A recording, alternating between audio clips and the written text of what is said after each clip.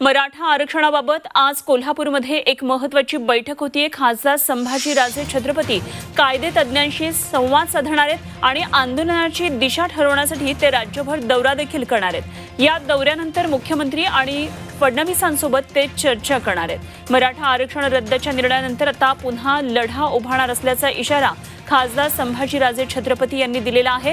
न्यायालयीन लढ्याबाबत सरकारने 27 मे पर्यंत भूमिका स्पष्ट करावी असंही त्यांनी म्हटलं होतं। आणि या सगळ्याच्या पार्श्वभूमीवर आज खासदार संभाजीराजे छत्रपती हे कायदेतज्ञ आणि कोल्हापुरातल्या विविध घटकांशी संवाद साधतात। कोल्हापूर शहरातल्या शिवाजी पेठेतल्या शिवाजी तरुण मंडळाच्या सभागृहामध्ये ही बैठक होतीये। या बैठकीमध्ये मराठा आरक्षणाच्या नव्या लढ्याबाबत रणशिंग फुंकलं जाण्याची शक्यता आहे। त्यामुळे या बैठकीकडे सगळ्यांचंच लक्ष लागलेलं आहे। कोल्हापुरातली आजची ही पहिली बैठक झाल्यानंतर संभाजीराजे राज्यभर दौरे देखील करणार आहेत आणि या दौऱ्यानंतर 27 मेला मुख्यमंत्री उद्धव ठाकरे आणि विरोधी पक्षनेते देवेंद्र फडणवीस यांच्याबरोबर ते चर्चा करणार आहेत। आजच्या या कोल्हापुरातल्या बैठकीकडे सगळ्यांचं लक्ष आहे। खासदार संभाजीराजे छत्रपती आज कायदेतज्ञांशी आणि समाजातल्या विविध घटकांबरोबर मराठा समाज बांधवांशी चर्चा करणार आहेत। समाजाची नेमकी काय भूमिका आहे हे ते जाणून घेणार आहेत आणि त्यानंतर राज्यभर त्यांचे दौरे देखील असणार आहेत। या दौऱ्यानंतर ते मुख्यमंत्री आणि विरोधी पक्षनेते देवेंद्र फडणवीस यांच्याबरोबर देखील चर्चा करणार आहेत। त्यामुळे आज संपूर्ण राज्यातील मराठा बांधवांचं लक्ष आजच्या या बैठकीकडे असणार आहे। मराठा आरक्षणाबाबत आज कोल्हापूरमध्ये ही महत्त्वाची बैठक होतीये। एकंदरीतच काय पुढची दिशा असावी हे या बैठकीनंतर स्पष्ट होईल। अर्थात यानंतर देखील अनेक बैठका होणार आहेत। मात्र 27 मेला मुख्यमंत्री उद्धव ठाकरे आणि विरोधी पक्षनेते देवेंद्र फडणवीस यांच्याबरोबर देखील खासदार संभाजीराजे छत्रपती चर्चा करणार आहेत। सध्या कोल्हापूरमधल्या शिवाजी पेठेतल्या शिवाजी तरुण मंडळाच्या सभागृहात ही बैठक होतीये। आणखी सविस्तर माहिती जाणून घेऊया। कोल्हापुरातून आमचे प्रतिनिधी प्रताप नाईक थेट आपल्याशी संपर्कात आहेत। प्रताप, आजच्या कोल्हापूरमधल्या या बैठकीकडे राज्यातल्या मराठा बांधवांचं लक्ष आहे। काय नेमके आजचे बैठकीतले मुद्दे असणार आहेत? कोणाकोणाबरोबर ही चर्चा असेल? खरं तर आपण पाहतो की कोल्हापुरातल्या विविध सामाजिक संघटना, त्याचबरोबर मराठा समाजाचे प्रतिनिधी आणि विधी तज्ञ यांच्याशी ही बैठक होणार आहे। पण सगळ्यात महत्त्वाचं म्हणजे छत्रपती संभाजीराजे पहिल्यांदा या नर्सरी बागेत शाहू महाराजांच्या समाधी स्थळाला अभिवादन करून तिथून ते निघणार आहेत। सगळ्यात महत्त्वाचं म्हणजे 26 जुलै 1902 ला राजश्री शाहू महाराजांनी मराठा समाजाला देखील आरक्षण दिलेलं होतं। तोच धागा पकडत संभाजीराजे सुरुवातीपासून आक्रमक झालेले आहेत आणि आजपासून ते कोल्हापुरात पहिली बैठक घेऊन राज्यभर दौरे करतायत आणि त्याच्यानंतर मुख्यमंत्री विरोधी पक्षनेते यांच्याशी सुद्धा त्यांची बैठक आहे आणि ती बैठक झाल्यानंतर खरं तर कशा प्रकारचे आंदोलन असणार हे स्पष्ट करणार आहेत। पण आजपासून संभाजीराजे हे महाराष्ट्राच्या दौऱ्यावर आहेत आणि विविध समाजातले जे जाऊया आपण फोटोग्राफरच घेऊन दे, परत घेऊन आधी घेऊन द्या मोबाईल घ्या, परत आडवं येऊन द्या।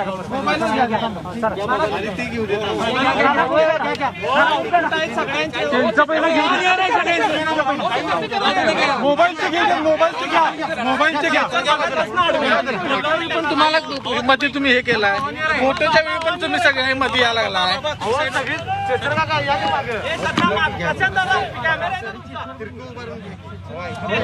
माध्यमांचे प्रतिनिधी प्रतिक्रिया घेण्याचा प्रयत्न संभाजीराजे यांचे करतात आणि संभाजीराजे नेमकी आता काय भूमिका मांडतात, कशा पद्धतीने या बैठका होतील, दौरे होतील, या संदर्भातली माहिती ते आता देतात। संभाजीराजेंच्या भूमिकेकडे मराठा बांधवांचं लक्ष आहे। एकंदरीतच यापुढे कशी भूमिका घ्यायची आहे, न्यायालयानं जो निर्णय दिलेला आहे त्यानंतर आता भूमिका कशी घ्यायची आणि दौरे नेमके कुठे कुठे असतील तुम्ही सांगा त्याप्रमाणे सर्वोच्च न्यायालयाचा जो निकाल आला की जे गायकवाड कमिशनच्या माध्यमातून जो अहवाल तिथं दिला होता तो पूर्णपणे धुडकावून लावलेला आहे आणि म्हणून ह्याच्या पुढं नेमकं समाजाने आपली भूमिका कशी मांडायची, मार्ग काय काढायचा, सोल्युशन काय काढायचा, या दृष्टिकोनातून आज समाजाच्या वतीनं मी पूर्ण महाराष्ट्राचा दौरा करीत आहोत। प्रथमतः राजश्री छत्रपती शाहू महाराजांच्या समाधीला अभिवादन करण्यासाठी आम्ही सर्वजण इथं आलो आणि मला इतका आनंद झाला, इतका मी घेरून गेलेलो आहे, इतका भारावून गेलेलो आहे की ही शाहू महाराजांची ही नगरी, ही शाहू महाराजांनी जी दिशा राज्याला आणि देशाला दिली ती पुरोगामी चळवळीची.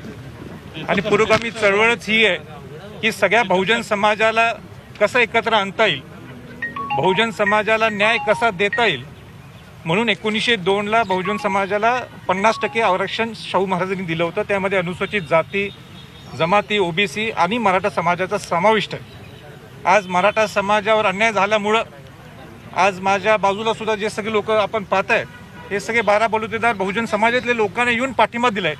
पण प्रथमतः खऱ्या अर्थाने शाहू महाराजांचा विचार या कोल्हापुरातल्या सगळ्या बहुजन समाजातल्या लोकांनी जपलाय आणि ह्याच्या पुढेही आम्ही जोमाने जपू हा त्यांनी मेसेज आज दिला. याबद्दल मी एक शाहू महाराजांच्या घराण्यात माझा जन्म झालाय, शिवाजी महाराजांच्या घराण्यात जन्म झालाय, या वंशज या नात्याने मी आपल्या सर्वांचा मनापासून आभार व्यक्त करतो. आपण आता 27 तारखेपासून हे करणार आहे, राज्यव्यापी दौऱ्याचं कसं नियोजन असेल 27 तारखेपासून? आज मी मराठवाडा, खानदेश आणि नंतर खरं हे 27 तारखेला मुंबईत येणार. आता दौरा ह्याच्यासाठीच करायचं आहे की अनेक कायदे तज्ज्ञ, अनेक अभ्यासक लोकांनी मला बऱ्याच कल्पना दिल्यात, माझाही थोडा अभ्यास झालेला आहे. पण ह्या सगळ्या गोष्टी मांडत असताना परत एकदा आंदोलन करणं हा एक भाग आहे, पण आंदोलनाच्या बरोबर सुद्धा आपल्याला मार्ग काय काढता येतो, सोल्युशन काय येऊ शकते, आपण राज्य सरकारला किंबहुना केंद्र सरकारला काय सूचना देऊ शकतो हे समजून घेण्यासाठी हा दौरा आहे. आणि ज्या गोष्टी आपल्या हातात आहेत, जे आपण समाजाला देऊ शकतो, त्या काय काय गोष्टी, अनेक गोष्टी आहेत, त्या सगळ्या समाजाकडनं समजून घेण्यासाठी हा माझा दौरा आहे. आणि म्हणून शाहू महाराजांना आज अभिवादन केलं. शाहू महाराजांची, शिवाजी महाराजांची ऊर्जा घेऊन कोल्हापुरातून या महाराष्ट्र दौऱ्यासाठी आज मी निघालो आहे. राज्यानं अजून पुनर्विचार याचिका दाखल केली नाही आणि आपण मग सीएम साहेबांशी येत्या 2 दिवसात चर्चा करणार आहे असंही समजलेलं आहे. सीएम साहेबांच्याकडे काय डिमांड असेल? 27 तारखेला किंबहुना जर एक दिवस मागं पुढे झाला तर 28 तारखेला मुख्यमंत्री असतील, विरोधी पक्षनेते असतील आणि ज्येष्ठ लोक असतील, या सगळ्यांच्या भेटी मुंबईत घेतल्यानंतर नेमकी समाजाची काय भूमिका आहे ते सविस्तर पद्धतीने आपण त्यावेळी मांडू. राजे, 27 तारखेचा तुम्ही सरकारला अल्टिमेटम दिलाय, अवघे 2-3 दिवसच उरलेले आहेत. सरकारच्या पातळीवरती काय पावले उचलले गेलेत का, तुमच्याशी काय संपर्क साधला गेला आहे का? नाही, सरकारने काय, उद्धवजींचा मला फोन आला होता की राजे आपण केव्हा भेटूया. तर मी त्यांना सांगितलं की मी ह्या 2-3 दिवस नाही आहे, पण आपण 27 तारखेला भेटू आणि मग ते 27 किंवा 28 तारखेला सकाळी ही मीटिंग होईल आणि मग पुढे समाजाची जी काय भूमिका आहे, समाजाच्या डोळ्यासमोर काय पर्याय आहेत, समाज कशा पद्धतीने सरकारला, मग ते सेंट्रलचं केंद्राचं सरकार असो काय राज्याचं सरकार असो, या दोन्ही सरकारला मदत करण्याची आमची भूमिका आहे, आमचं सहकार्य राहणार आहे. पण तुम्ही या समाजाला वेटीस लावू नये, या समाजाची एक कुठे दिशाभूल होऊ नये, याच्यासाठी आमचा प्रयत्न. राजकारण्यांच्याकडून समाजाला गृहीत धरलं जाते अशा पद्धतीची भावना समाजामध्ये आहे. मग त्यामुळे कुठेतरी हे जे कोरोनाचं संकट आहे त्याच्यानंतर एक आंदोलनाची मोठी लाट उभा करावी लागेल पुन्हा एकदा, अशा देखील मतप्रवाह आहेत. नाही, मी मान्य करतो की मराठा समाज अस्वस्थ आहे, पण सध्या हा कोरोनाची महामारी असल्यामुळं आपला जीव हे महत्त्वाचं आहे आणि आपली तब्येत महत्त्वाची, त्याच्याकडे पहिलं सगळ्या प्राधान्याने सगळ्यांनी काळजी करायला पाहिजे आणि त्याच नंतर समाज जी ठरवल ती भूमिका आपण करू. पण माझी अपेक्षा हीच आहे सरकारकडनं, मग केंद्राचं असो की राज्याचं असो, त्यांनी सहकार्याची भूमिका घ्यावी जेणेकरून परत एकदा समाज रस्त्यावर उतरू नये. आंदोलन केल्याशिवाय न्याय मिळत नाही अशा पद्धतीची एक भावना आता निर्माण झालेली आहे. दुसऱ्या बाजूला तुम्ही आंदोलनासाठी पुढाकार घेणार आहात की अभ्यासपूर्ण सगळी मांडणी करणार आहात? नाही, आंदोलन हा एक भाग असतो की आपलं जे मत आहे ते सरकार पुढं मांडायचं. मला असं म्हणणं आहे की लोकांनी ऑलरेडी आपले 58 मोर्चे काढून ज्याची जगाने दखल घेतली त्यांनी आपल्या भावना व्यक्त केलेल्या आहेत. कितींदा लोकांना रस्त्यावर आणायचं? माझा उलटा प्रश्न आहे, पहिल्यांदा जे राजकीय नेते आहेत, मग सगळ्या पक्षातले असतील, आमचा कुठल्या पक्षातल्या लोकांच्यावर द्वेष नाही आहे, या सगळ्या पक्षातल्या लोकांनी काय मार्ग काढता येईल ही न्यायालयीन लढा आहे. या न्यायालयीन लढा पहिला टप्पा म्हणजे सर्वोच्च न्यायालयाने आपल्याला पूर्ण हा अहवाल ओढून टाकलेला आहे आणि त्यातले पुढचे मार्ग काय आहेत, आपण पुढं कसं जाऊ शकतो, या दृष्टिकोनातून सगळ्या नेते मंडळींनी, मुख्यमंत्री असतील, विरोधी पक्ष नेते असतील, किंबहुना खासदार आमदार आणि माझ्या सकट जे सगळे लोक असतील ह्यांनी त्याच्यात मार्ग काढायला सध्या लोकांना विटीस धरू नये अशी माझी विनंती आहे. लोकांनी ज्या भावना व्यक्त करायच्या त्यांनी 58 मोर्चाच्या माध्यमातून व्यक्त केलेल्या आहेत आणि कोरोनाची महामारी असल्यामुळं तर आंदोलन हा शब्दसुद्धा किंवा उद्रेक हा शब्दसुद्धा येणं चुकीचं आहे. आक्रमक भूमिका तुम्ही घेतल्यानंतर आता काही राजकीय पक्षांकडून थेट ऑफर आल्याच्या चर्चा सुरू झालेल्या आहेत. काय नेमकं यामध्ये सत्य आहे आणि काय सांगाल? थेट ऑफर मी तुमच्याकडनंच ऐकलं. काय थेट ऑफर असं माहित नाही आणि काय तुमच्याकडे आली असेल तर मला सांगा. शिवराज्याभिषेक सोहळा मुश्रीफ साहेबांनी सुद्धा परवा म्हणते की राजेंनी जर हे नेतृत्व केलं लढा तर लढा यशस्वी होईल एवढा विश्वास व्यक्त केला. नाही मी नेतृत्व आजपर्यंत केव्हाच केलं नाही. समाजाला एकत्र घेऊन जायचं आणि समाजाची भावना हे जे तिथं प्रस्थापित लोक असतील त्यांच्या पुढे ठेवण्याचं काम मी आजपर्यंत करत आलो आणि ह्याच्या पुढे तेही करत आहे. शिवराज्याभिषेक सोहळ्याकडे सगळ्या शिवभक्तांचं लक्ष लागलेलं आहे. काय नेमकं कशा पद्धतीने होणार आहे? कारण सगळ्यांची इच्छा आहे की शिवराज्याभिषेक सोहळा जसं पूर्वी होत होता तसंच व्हायला पाहिजे. पण कोरोनाची महामारी कोरोनाचं संकट आजही आपल्या पूर्ण गेलेलं नाही. पण त्याची मुख्यमंत्र्यांशी चर्चा होईल माझी ज्यावेळी भेट होईल त्यावेळी आणि त्याच्यानंतर दिशा ठरेल.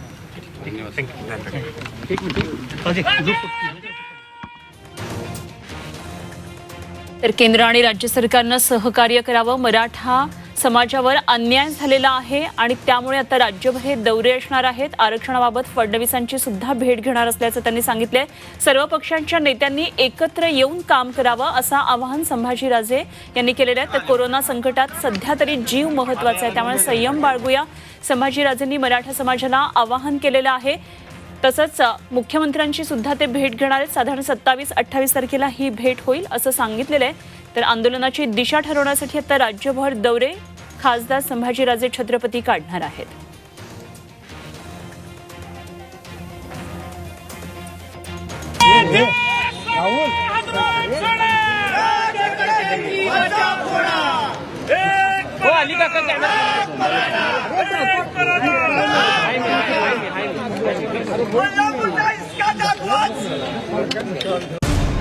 मराठ्यांची तळपती तलवार म्हणजे